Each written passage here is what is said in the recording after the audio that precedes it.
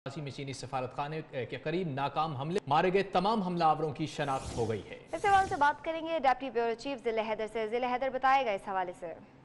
हाँ जी, बिल्कुल तीनों दहशतगर्द जो जिन्होंने नाकाम हमले की कोशिश की थी, तीनों के तीनों दहशतगर्दों की शनाख्त इस वक्त हो चुकी है, जिनों का ताल्लुक बलूचिस्तान से है और अरसा दराज से अपने घर से लापता थे। इनके लापता होने की वजह से इनके घर वालों ने इनका नाम मिसिंग पर्सन में डाला हुआ था, लेकिन जैसे ही ये नाकाम हमले की सीसीटीवी फुटेज मंजर आम पे आई है, जिसके बाद इनके घर वालों ने इनको और दोस्तों ने शनाख्त किया है, जिनका नाम अदल खान, रईस और रजाक बताए जा रहे हैं। रजाक के बारे में एक इंकशाफ ये भी हुआ है कि बलूचिस्तान गवर्नमेंट में का मुलाजिम भी बताया जाता है और अरसा दराज से अपने घर से लापता था। लापता होने के बाद जो है इनका नाम मिसिंग पर्सन में इसलिए डाला गया। इनके घर वालों ने ये इल्जाम आयद किया था कि कुछ सादा कपड़ों में एहलकार जो है इन तीनों अफराद को अगवा करके ले गए हैं, लेकिन आज फुटेज आने के बाद जो है ये चीज सामने आई है कि ये तीनों दहशतगर्द थे और तीनों दहशतगर्द कैंप में ट्रेनिंग हासिल कर रहे थे और अपने घर से ठीक लापता है, थे। बहुत शुक्रिया आपका। कराची में पुलिस और सिक्योरिटी एहलकारों ने चीनी काउंसिल खाने पर हमले को नाकाम बना दिया। पुलिस और रेंजर्स की फायरिंग में 3 दहशतगर्द हलाक, जबकि 2 पुलिस एहलकार भी शहीद हुए।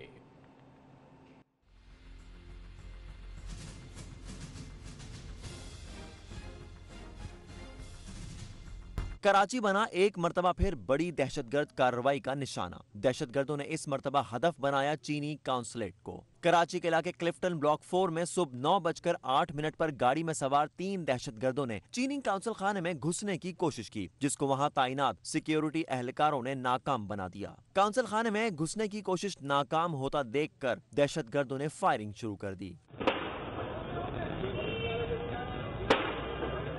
सिक्योरिटी एहलकारों और दहशतगर्दों के दरमियान फायरिंग के तबादले में 3 दहशतगर्द हलाक, जबकि 2 पुलिस एहलकारों ने भी जामे शहादत नोश किया। दहशतगर्दों में एक खुदकुश हमलावर भी था। दहशतगर्दों के हमले में कॉन्सुलेट का सिक्योरिटी गार्ड मोहम्मद जुम्मन भी जख्मी हुआ, जो जख्मों की ताब न लाते हुए अस्पताल में चल बसा। दहशतगर्द हमले के नतीजे में वीजा के लिए आए हुए बाप बेटा भी शहीद हो गए। कराची पुलिस चीफ अमीर शेख ने मीडिया को बताया कि दहशतगर्द काउंसिल खाने के अहाते तक पहुंचे थे, ताहम ऑपरेशन के दौरान तीनों दहशतगर्दों को मार दिया गया। वजीर आला सिंध सैयद मुराद अली शाह और IG सिंध कलीम इमाम ने भी जाए वक़ुआ का दौरा किया। IG सिंध का कहना था कि दहशतगर्दों से 35 मिनट तक फायरिंग का तबादला जारी रहा। ये तकरीबन 9:08-9:10 का वाक़या है। 3 बंदे यहाँ दाखिल हुए हैं, जिनके ज़्यादातर के पास हैंड ग्रेनेड्स थे और SMGs थी उनके पास, और उनका इरादा अंदर जाने का था। तकरीबन 30-35 मिनट का ही मुकाबला है और दोनों अंदर जो है उनको मार दिया है। ऑपरेशन के दौरान मारे गए दहशतगर्दों से असलहा और बारूद भी बरामद किया गया है। हुक्काम के मुताबिक ऑपरेशन के दौरान चीनी अमला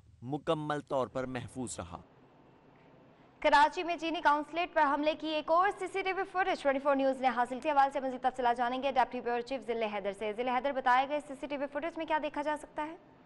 जी बिल्कुल, ये दूसरी सीसीटीवी फुटेज है जो कि बिल्कुल मेन चौकी के करीब की सीसीटीवी फुटेज है।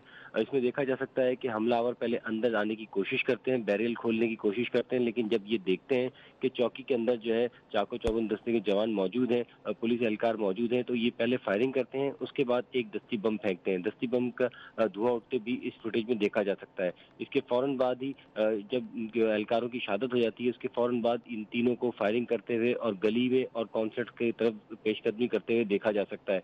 अंधाधुंध फायरिंग करते हुए ये तीनों दहशतगर्द यूं ही आगे बढ़ते हैं तो स्नैपर से इनको एक दहशतगर्द जो है वो हलाक होता है और 2 जो है वो कौंसल खाने के करीब जाने की नाकाम कोशिश करते हैं।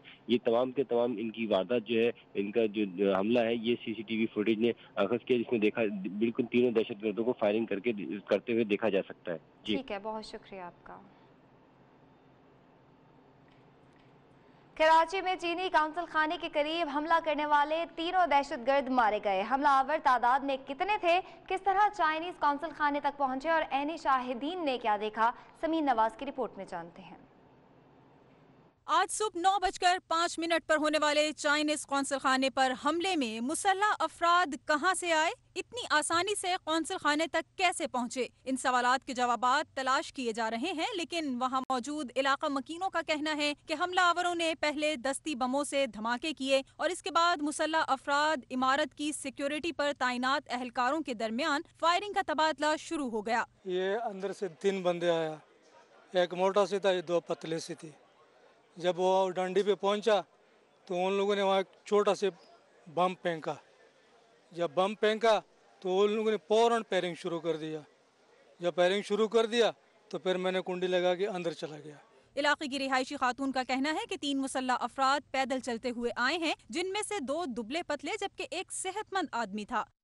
4 लोग यहाँ से भागे, 3 या 4। उन्होंने पहले यहाँ छोटे बम, यहाँ छोटे जो ग्रेनेड होते हैं, बम ग्रेनेड फेंके, उससे धुआं हो रहा, और धुआं होने के बाद इन्होंने फौरन गोली चलाई। फैशन पोस्ट है सबके पास। वाज़ेह रहे कि आज सुबह क्लिफ्टन में चीनी कॉन्सुलेट पर हमले को नाकाम बना दिया गया। हमले में 3 दहशतगर्द मारे गए जबकि एक सिक्योरिटी एहलकार और पुलिस कांस्टेबल समेत 5 अफराद जाँ बहक हुए। पुलिस शोहदा के खानदान से ताल्लुक़ रखने वाला सिंध पुलिस का एक और जवान फ़राइज़ मनसबी की अदायगी के दौरान शहीद हो गया। इससे पहले शहीद कांस्टेबल आमिर के भाई और भतीजे भी चौधरी असलम के घर पर हमले के दौरान जाम शहादत नोश कर चुके हैं। समीन नवाज की रिपोर्ट देखिए।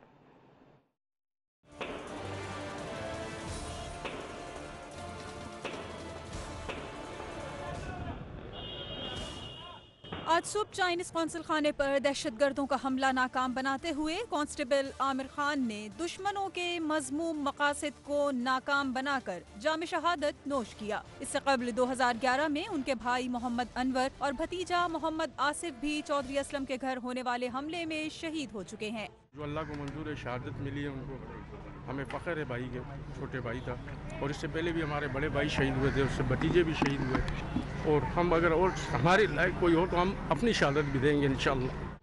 आमिर के भाई अजब खान का कहना है कि आमिर शहीदों की फैमिली से ताल्लुक़ रखता है। आमिर मामूल के मुताबिक आज सुबह 7:30 बजे ड्यूटी के लिए घर से निकला। इसे क्या खबर थी कि वापसी पर वो शहादत का रुतबा हासिल करेगा। बड़ा दुख भी हुआ, फिर खुशी भी हुई कि मुल्क के खातिर अपनी जान दी उसने, और दिलेर था माशाल्लाह, बड़ा दिलेरी से और साफ़ सुथरा ड्रेस ये पहनता था वो, मतलब जान बाड़ी में भी अच्छा था, कोई वो नहीं, बड़ा मोहब्बत करता था पुलिस की नौकरी से। शहीद होने वाले आमिर ने वालदा, 4 भाई, 1 बेवा, 1.5 साल बेटी और 2 माह का बेटा सोगवार छोड़े हैं। कैमरामैन एहसन ताहिर के हमरा समीन नवाज, 24 न्यूज़, कराची। और चीनी कौंसल खाने पर हमला नाकाम बनाकर शहादत पाने वालों में पुलिस एहलकार अशरफ दाऊद भी शामिल था। उनके घर वालों के हमरा इस वक्त हमारी नुमाइंदा मानिया शकील मौजूद है, मजीद उनसे जानते हैं। जी मानिया। जी बिल्कुल, आज सुबह के अफसोसनाक वाक़े में शहीद होने वाले 2 पुलिस एहलकार, एक दाऊद अशरफ भी हैं जिनके घर पे इस वक्त कोहराम बरपा है, हर आँख अखबार नज़र आती है। मेरे साथ उनकी ज़ौजा मौजूद है, उनके 3 बच्चे हैं और हम ज़ौजा से उनके मालूम करेंगे, उनसे बात करेंगे। सुबह रोज़ गए थे रोज़ की तरह मामूल पे अपनी ड्यूटी पे, पहुंचने के थोड़ी देर बाद ही उनकी शहादत की खबर मिली है। आपके कितने बच्चे हैं और आपसे आखिरी बार क्या बात हुई है, किस तरीके से आपको फिर इत्तला मिली? टीवी पे खबर मिली है, टीवी पे दिखा रहे थे कि कॉन्सुलेट में हमला हुआ है, तो फिर उसके कुछ देर बाद फिर नाम आया है। 3 बच्चे हैं, 2 बेटियां, 1 बेटा है उनका। चाहते थे कि तीनों पढ़ लिख के पुलिस जो है फोर्स को ज्वाइन करें ये लोग भी। सिर्फ उन्होंने ये बताया था कि हम उससे वापस आ रहे हैं, तो मेरे अप्पू ने मुझे ना बहुत मेहनत से पढ़ाया। जी, उनकी बेटी का कहना ये है कि उनकी ख्वाहिश थी कि पढ़ लिख के उनकी बेटी जो है पुलिस अफसर बने। तीनों बच्चे यहाँ पे मौजूद हैं, बेटी भी बहुत अफसरदा है, बेटी भी बहुत अफसरदा है, लेकिन वो इस वक्त इस गम की हालत में है कि वो कुछ कह नहीं पा रही है। हालत में है। बहुत शुक्रिया मानिया आपको। कराची में चीनी कौंसल खाने पर हमले में शहीद होने वालों में कोयटा के बाप बेटा भी शामिल, उनके बारे में मजीद जानते हैं ब्यूरो चीफ ईसा तरीन से। ईसा बताइएगा, दोनों शहदा की मैयतें पहुँचाई जाएंगी कोयटा? जी बिल्कुल, कराची में जो दहशतगर्दी का वाक़या पेश आया था उसमें 2 अपराध जाबाक हुए थे, उसमें उनका ताल्लुक क्वेटा से बताया जाता है और दोनों बाप बेटे हैं, दोनों कपड़े का कारोबार करते हैं। आज सुबह वीज़ा लगवाने के लिए चीन के कौंसल खाने गए थे जहां यह वाक़या पेश और उनकी शहादत हुई है। अब तक उनकी लाशें क्वेटा नहीं पहुंची है। उनके भाई अबीब रहमान ने भी मीडिया से गुफ्तगू की, उनका ये कहना है कि पुलिस वाले ताउन नहीं कर रहे हैं, अब तक हमें वो सर्टिफिकेट नहीं मिल रही है जिसकी वजह से हम लाशें वसूल कर रहे हैं। हमारे रिश्तेदार अस्पताल के बाहर मौजूद है लेकिन इलाके का SHO और पुलिस जो दिगर हुकाम है वो मौजूद नहीं, जिसकी वजह से हमें लाश लेने में मुश्किलात पेश आ रही है। उनका ये कहना है कि अगर लाशें मिलती है हम पूरी तौर पर हम क्वेटा ले आएंगे। उन्होंने ये भी बताया कि हमने जहाज के टिकट भी दिए थे लेकिन लाशें नहीं मिलने। बहुत शुक्रिया ईसा आपका। कराची में चीनी कौंसल खाने पर हमले को नाकाम बनाने के लिए सिक्योरिटी फोर्सेज ने दलेरी से दुश्मन का काम तमाम किया और उनके मजमूम अज़ाइम खाक में मिलाए। कराची में चीनी कौंसल खाने पर होने वाला मुकाबला पुलिस और रेंजर्स के जवामर्द एहलकारों ने अपनी जान पर खेल कर नाकाम बना दिया। दहशतगर्दों के बुज़दिलाना हमले का जवाब ऐसे दिया कि उनके छक्के छूट गए। दहशतगर्दों ने दस्ती बम हमला करके पहला बैरियर क्रॉस किया तो शहीद पुलिस एहलकार कांस्टेबल आमिर और कांस्टेबल अशरफ डट कर खड़े हो गए। उन्होंने सबसे पहले अमले को महफूज बनाया और फिर सीना तान कर बुज़दिलों से कई मिनट तक मुकाबला किया। मुकाबले के दौरान दोनों ने जाम शहादत नोश किया, मगर हिमालय से ऊंची और समंदर से गहरी चीनी दोस्ती को निभाने के लिए शहादतों का सिलसिला यहीं नहीं रुका। चीनी कौंसल खाने में सिक्योरिटी ड्यूटी पर तैनात मोहम्मद जुम्मन भी शदीद जख्मी हुए, जो जख्मों की ताब न लाते हुए अस्पताल में खालिक हकीकी से जा मिले।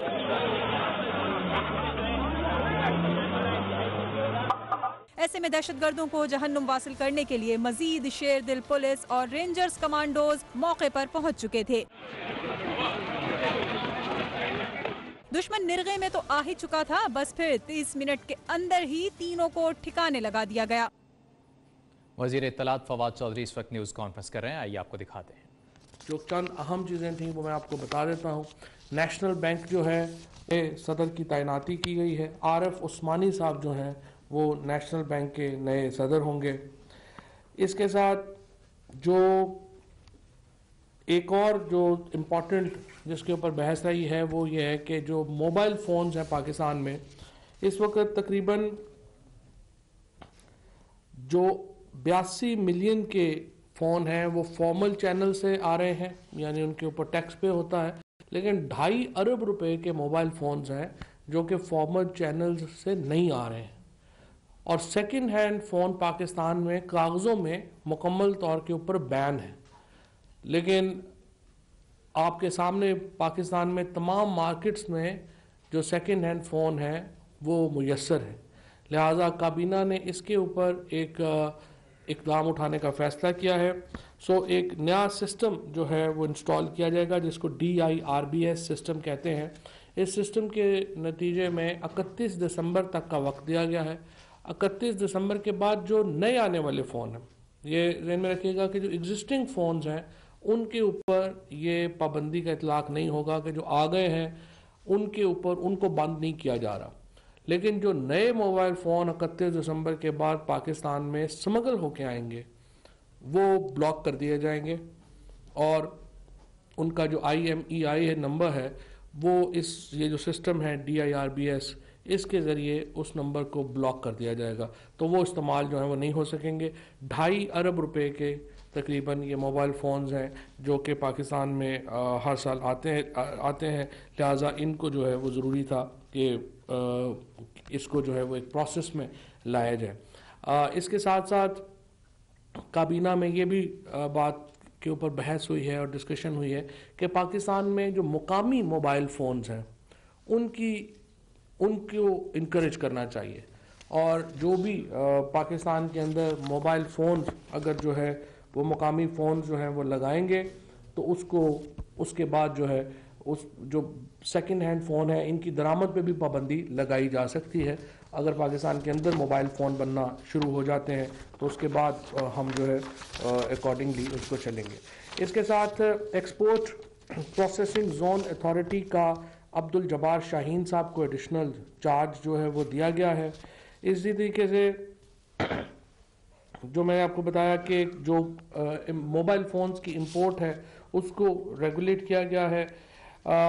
उसके साथ जो ECC के जो फैसले थे जिसमें कि शुगर एक्सपोर्ट जो पहले ही आपके सामने रखे जा चुके हैं उनको जो है काबीना ने उनकी मंजूरी दी है। जो यूरिया हमने दरामद करनी थी, जो तरीक़ाकार था, उसकी जो मंजूरी है वो भी पहले ही ECC के इजलास के बाद जो है के नतीजे में आपके सामने आ चुकी है।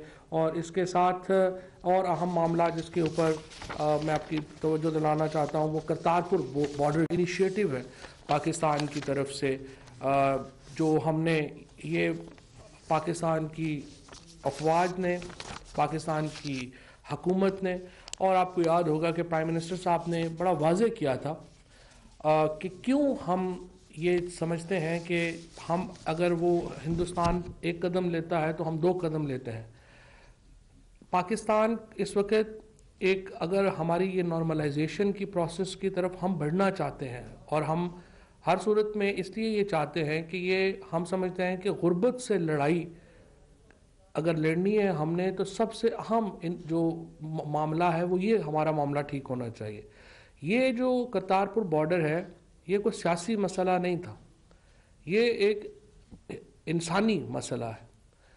करतारपुर जो है वो हमारी जो सिख बरादरी है उनका बहुत ही मुतबरक मुकाम है, और हज़ारों और लाखों सिख जो हैं वो पाकिस्तान के अंदर और हिंदुस्तान के अंदर जो भी बसते हैं उनका जो एक बिलीफ और अकीदा है उसका एहतराम हम सब करते हैं। हमारा उस वक़्त भी ये मानना था, ये पाकिस्तान की प्रपोज़ल थी कि इसको हम खोलें और जो हिंदुस्तानी पंजाब के अंदर जो हमारे सिख भाई हैं उनको ये मौका दिया जाए कि वो अपनी जो मजहबी अपनी जो रिचुअल्स हैं वो अदा करना चाहें तो वो आके कर सकें, क्योंकि ये बिल्कुल करीब है पाकिस्तान और हिंदुस्तान के इंटरनेशनल बॉर्डर के ऊपर।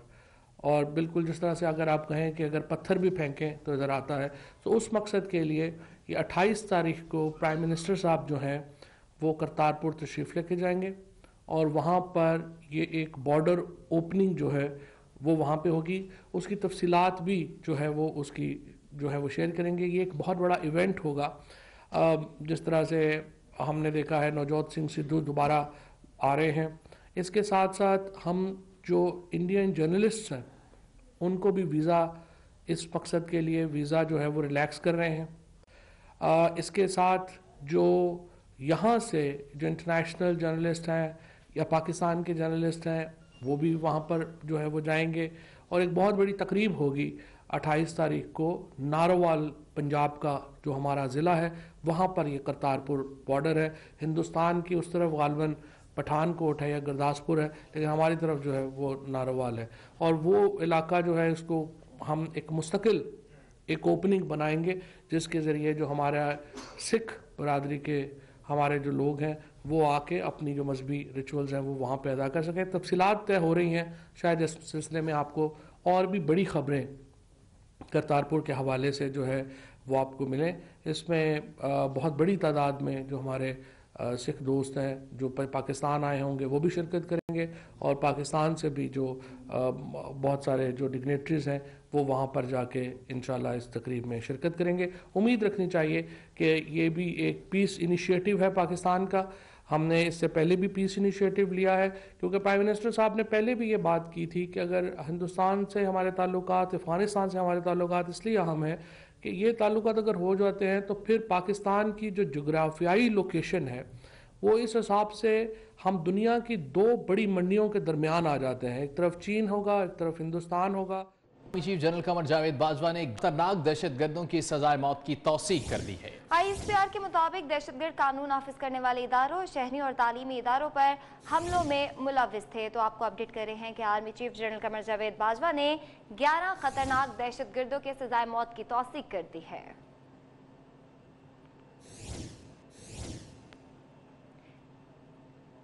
इसी हवाले से बात करेंगे, ताहिर राठौर भी हमारे साथ मौजूद हैं। ताहिर, बताएगा इस हवाले से मजीद? जी बिल्कुल, ये 11 दहशतगर्द मुख्तलिफ कॉलम जो दहशतगर्दी की तंजीमों से वाबस्ता थे, और इन्होंने 26 अफराद एहलकार जिनमें एक शहरी भी शामिल है और 25 के करीब सिक्योरिटी एहलकार हैं जिनमें फौज, रेंजर्स और पुलिस के एहलकार भी शामिल हैं, उनको शहीद करने में मुलव्वस थे। इन्होंने मजिस्ट्रेट की अदालत में अपने इन घिनौने दहशतगर्द हमलों को तस्लीम भी किया है। इन दहशतगर्दों की सजाए मौत की तौसीक आज army chief general Qamar Javed Bajwa ने की है। दहशतगर्दों में सलीम इरफानुल हक, साजिदा, नादर अली, आमर ज़ेब, अजहर अहमद, मोहम्मद इमरान, अकबर अली वगैरह शामिल हैं। इनकी सजाए मौत की तौसीक कर दी गई है और इनको सजाए मौत दे दी जाएगी। ठीक है, बहुत शुक्रिया आपका। कराची में चीनी कौंसल खाने के करीब हमले करने वाले तीनों दहशतगर्दों की शनाख्त है, जबकि जाए वक़ुआ पर तफ्तीशी हुकाम के दौरा का सिलसिला जारी है। इस वक्त हमारे नुमाइंदे दानियाल सैयद जाए वाक़े पर मौजूद हैं, उनसे मजीद जानते हैं। दानियाल, बताइएगा, शवाहिद तमाम तर इकट्ठे कर लिए गए, सूरत हाल क्या है? जी सभी देखें, बिल्कुल तमाम तर शवाहिद जो हैं इकट्ठे कर लिए गए हैं। काउंटर टेररिज्म डिपार्टमेंट और इसके अलावा दीगर जो हसास इदारे हैं उन्होंने चाइना कौंसलेट के करीब से अतराफ से CCTV कैमरे और इसके अलावा जो दहशतगर्दों के कब्जे से बारूदी मवाद और दीगर असला मिला है उसको अपनी तहवील में ले लिया है। उनकी फ्रांसिक की जा रही है और CTD हुकाम जो है वो मुकदमे की मनसूबाबंदी कर रहे हैं कि किस तरीके से मुकदमा दर्ज किया जाए। हलाक होने वाले तीनों दहशतगर्दों की शनाख्त का अमल भी मुकम्मल कर लिया गया है और जो CTD हुकाम है उनके मुताबिक हलाक होने वाले तीनों दहशतगर्दों का ताल्लुक बलूचिस्तान से था। उनके कब्जे से जो असलहा मिला है उसकी फ्रांसिक की जा रही है। दूसरी जानिब जो चाइना कौंसलेट है उसके अतराफ हमले के बाद से सिक्योरिटी तो सख्त कर दी गई थी, लेकिन अब से कुछ देर कबल यहाँ पर मजीद पुलिस एहलकारों की नफरी पहुंची है। मीडिया नुमाइंदगान को दूर कर दिया गया है और जो हमारे ज़राए उनका ये कहना है कि चाइना का वफ्द है जो अब से कुछ देर बाद चाइना कौंसलेट आएगा और दौरा करेगा। बहुत शुक्रिया दानियाल आपका। कराची में चीनी कौंसल खाने पर दहशतगर्दों के हमले की इत्तला मिलने पर खातून असिस्टेंट सुपरिटेंडेंट पुलिस सुहाय अजीज जाए वाक़या पर सबसे पहले पहुंची। वज़ीर आला सिंध ने खातून अफसर को बहादुरी पर शाबाश दी।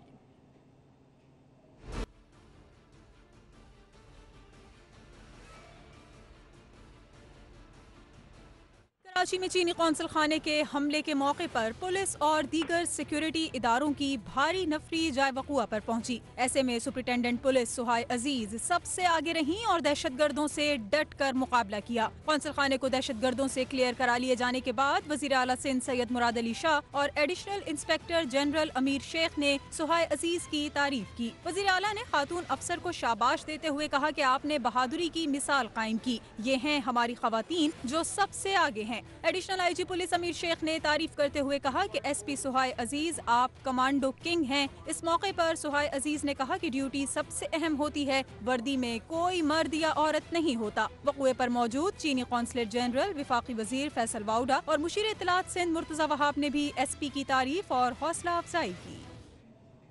और कौंसलेट पर तैनात सिक्योरिटी गार्ड शौकत अली ने खातून गार्ड के हमरा बहादुरी की आला मिसाल कायम की। दोनों ने जान पर खेलकर वीज़ा सेक्शन में मौजूद लोगों की जानें महफूज बनाई। गार्ड शौकत अली का यह कहना है कि उन्होंने वीज़ा सेक्शन में मौजूद 18 अफराद को महफूज मकाम पर पहुँचाया। शौकत अली है, मैं इसका सिक्योरिटी गार्ड हूँ। 9:10 पे फायरिंग की आवाज़ आई। मैं बाहर दरवाज़ा खोल के जैसे मैं बाहर आया तो इस बैरियल थे 3 दहशतगर्द थे जो गोलियां चला रहे थे। हमारी औरत भी मुकाबला कर रही थी उनके साथ। 6-7 बंदे बाहर बैठे होते, 5-6 अंदर थे जो वीज़ा लगवाने आते हैं। हमारी लेडीज़ भी थी बाहर, उसको भी हमने बोल दिया, उसने भी उनका आवाज़ लगाई भाई आप भी अंदर आ जाओ। उनको अंदर बंद कर दिया। फिर हम लॉक किया, हम चाइनीज़ को बताया, चाइनीज़ को अपना कमरों में लॉक किया। बाहर थे, हमने उनके लॉक बंद कर दिए दरवाज़ों। अच्छा, आप और एक खातून जो सिक्योरिटी गार्ड भी होता है। अच्छा, आप दोनों ने जो है शहरियों को सेव किया। कितने शहरी थे टोटल वहाँ अंदर वीज़ा सेक्शन में? 9 बंदे थे। 6 स्टाफ थे, 3 हम थे, टोटल 18 बंदे थे। अच्छा, आपने फायरिंग की आवाज़ सुनते ही दरवाजे लॉक कर दिए? यकदम मैं बाहर निकला पहले। अच्छा, चेक किया मैं क्यों हो रही है फायरिंग, क्या मसला है। अच्छा, औरत भी बैठी होती है ना हमारी। ठीक है, आप आदमी कोई मसला नहीं ऐसा हो गया था। ठीक है, फिर उन्होंने देखा मैं दहशतगर्द है। अच्छा जी, तो उनके साथ कौन मुकाबला कर रहे थे दहशतगर्द? हमारी इधर रेंजेस की FCA पुलिस से फोर्सें हैं, ये कर रहे थे मुकाबला। जी। फिर उसके बाद आपने क्या किया? फिर मैंने फौरन जो बाहर बंदे हाल में बैठे थे उनको अंदर किया। मेरा गार्ड भी था, मेरी लेडीज भी थी, गार्ड थी मैडम रूबी, उनने लगाई। एक मैडम बैठी थी, बोला आप भी अंदर आ जाओ। और कराची में दहशतगर्दों की जानिब से चीनी कौंसल खाने के करीब हमले के बाद वज़ीर आला सिंध ने चीनी कौंसल जनरल से मुलाकात की है। वज़ीर आला सिंध का कहना था कि पुलिस और रेंजर्स की बरवक्त कार्रवाई के बायस तीनों दहशतगर्द मारे गए हैं। कराची के इलाके क्लिफ्टन में चीनी कौंसल खाना बना दहशतगर्दों का निशाना। चीनी कौंसल खाने पर हमले की इत्तला मिलते ही वजीर आला खुद भी मुतहर्रिक हो गए। हमले की इत्तला पर चीनी कौंसल जनरल से फोन पर राब्ता किया और उनकी खैरियत मालूम की। ऑपरेशन खत्म होने के बाद वजीर आला ने जाए वक़ुआ का मुआयना किया और चीनी कौंसल जनरल वांग यू से मुलाकात की। मुलाकात में IG सिंध, एडिशनल IG और DG रेंजर्स भी मौजूद थे। इस मौके पर चीन के कौंसल जनरल ने वजीर आला सिंध का शुक्रिया अदा किया और हुकूमत के बरवक्त इकदामात को सराहा। कौंसल जनरल से मुलाकात के बाद मीडिया से बात करते हुए वजीर आला सिंध का कहना था कि दहशतगर्द बड़े हमले की मंसूबाबंदी करके आए थे, लेकिन पुलिस और रेंजर्स की बरवक्त कार्रवाई के बाइस हमला नाकाम बना दिया गया। उनके पास एक्सप्लोजिव्स थे, उनका इरादा यही था कि काउंसलेट के अंदर घुस जाएं, लेकिन पुलिस ने उनको और रेंजर्स ने जो एंगेज किया हुआ था वो काउंसलेट के अंदर नहीं घुस सके।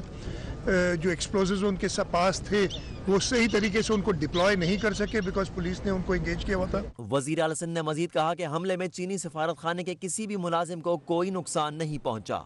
सिंध हुकूमत ने चीनी काउंसिल खाने पर होने वाले हमले के बाद टारगेटेड ऑपरेशन तेज करने का फैसला कर लिया। वजीर आला सिंध सैयद मुराद अली शाह ने सिक्योरिटी इदारों के लिए कई सवाल खड़े कर दिया। आजाद नोडियो मजीद रिपोर्ट करेंगे।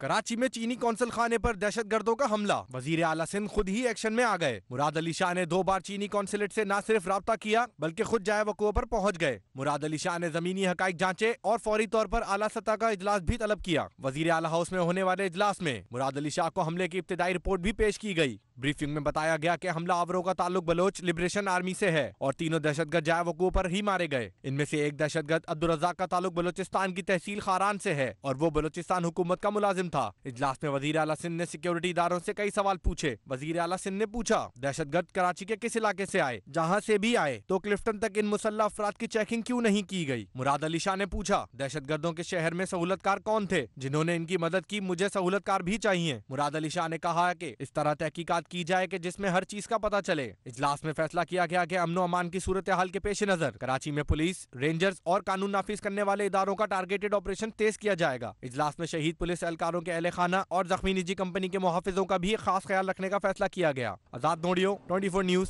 कराची। अरकान पार्लियामेंट ने कराची में चीनी कौंसलेट हमले और औरकजई में धमाके की मजम्मत करते हुए कहा है कि दहशतगर्द पाक चीन दोस्ती को कमजोर नहीं कर सकते। और इससे साफ पता चलता है कि किसी को पाकिस्तान की और चाइना की जो है वो दोस्ती खटकती है और ये कॉरिडोर जो है सीपेक का ये भी खटकता है। नहीं चाहते हैं कि पाकिस्तान स्टेबल हो जाए, लेकिन दोनों ममालिक इस चीज़ को समझते हैं और इंशाल्लाह इसको ओवरकम कर लेंगे। कोई दीवाना अगर ये समझता है कि इन चीज़ों से पाकिस्तान और चाइना के ताल्लुकात ख़राब होंगे तो मेरे ख्याल में वो खुशखबरी का शिकार है। कोफ्त मुझे भी हुई है, पूरे पाकिस्तानियों को हुई है और बलूचिस्तान वाले तो इससे बेजार ही आ चुके हैं, इसलिए कि वहाँ पे जितनी जो है ना खुदकुश हमले या दीगर जो है ना खराबियाँ पनप चुकी हैं वो जो है ना हमारे लिए एक जहरी कातिल है। अगर पाकिस्तान और चाइना का दोस्ती किसी को हजम नहीं हो रहा है तो इस तरह की हरकत करते हैं। इस हरकत की हम पूरी तौर पे मजम्मत भी करते हैं। इतनी कीमती जानें ज़ाया हुई हैं, उस पर जितनी मजम्मत की जाए कम है। मैं समझता हूँ कि हम सबको मिलकर, और इसमें कोई तफावत नहीं होनी चाहिए और अपनी लॉ इन्फोर्सिंग एजेंसीज का पूरी कौम को साथ देना चाहिए। कराची में चीनी सफारत खाने पर हमले के मौके पर वफाकी वजीर फैसल बावड़ा भी दबंग अंदाज अपनाया और असलहा उठाए घूमते रहे। गवर्नर सिंध ने अपने साथी को कमांडो करार दे दिया। बुलेट प्रूफ जैकेट पहने, हाथ में पिस्टल थामे, कमांडो एक्शन के लिए तैयार हैं। ये हैं वफाकी वजीर फैसल बावड़ा।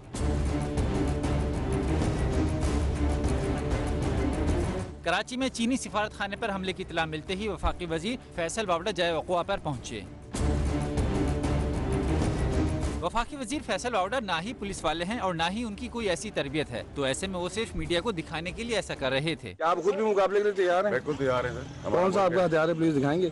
ब्लॉग है या ब्लॉग भी है और बहुत कुछ है, लेकिन इंशाल्लाह हमारा मुल्क लड़ेंगे हम। अंदर कितनी शहादतों की इत्तला है? 2 पुलिस एहलकार तो तस्दीक हो चुकी है। जख्मी अभी तक तो नहीं, शहीदों की तस्दीक हो गई है। मुझे तो शहीदों को बताएंगे। दूसरी जानिब गवर्नर सिंध ने उल्टा फैसल बावड़ा को हमारा कमांडो करार दे दिया। पूरा हमारा इंटीरियर मिनिस्ट्री इसके अंदर इन्वॉल्व रही। हमारा कमांडो फैसल बावड़ा, उनकी अपनी जान के साथ दूसरी जानों को भी खतरात लाहक हो सकते थे।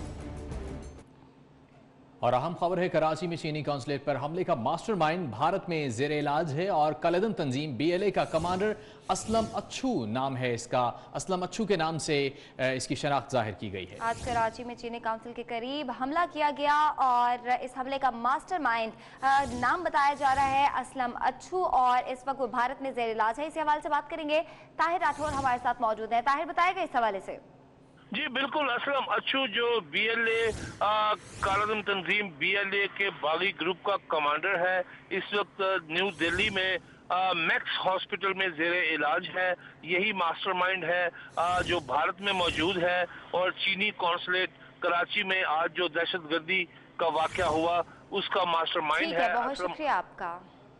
औरंगजेई के क्लाया बाजार में धमाका हुआ है जिसके नतीजे में 33 अफराद जाँ बहक और 35 जख्मी हुए हैं। आपको बताएं कि औरंगजेई के क्लाया बाजार में यह धमाका हुआ जिसके नतीजे में 33 अफराद जाँ बहक हुए हैं जबकि 35 जख्मी हुए। अफसोसनाक वाक़या पेश आया है। मकबूजा कश्मीर में भारतीय मजालिम जारी हैं। आपको बताएं कि भारतीय फौज ने मजीद 6 कश्मीरियों को शहीद कर दिया।